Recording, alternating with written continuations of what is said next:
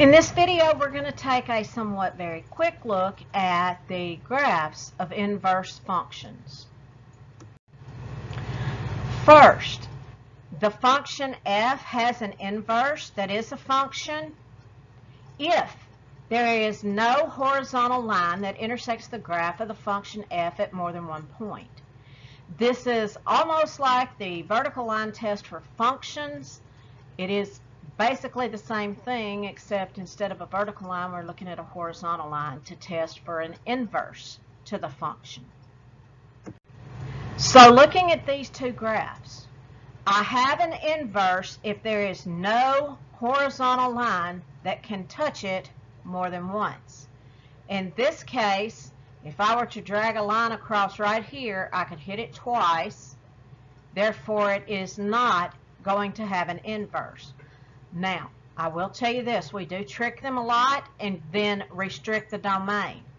If I could restrict the domain here to only 0 to infinity, only looking at this side of the graph, okay, that would then have an inverse. So if I have a graph that doesn't have an inverse, I can restrict the domain if I really need to find an inverse. However, if you look at this square root function over here, it has an inverse because no matter where I draw a horizontal line, I'm only going to hit it once. And a very quick look at what an inverse looks like on the graph. If this is my function f of x, this is my inverse, f inverse of x. If you were to put them on the same graph, notice this line coming through here, that's y equals x, okay?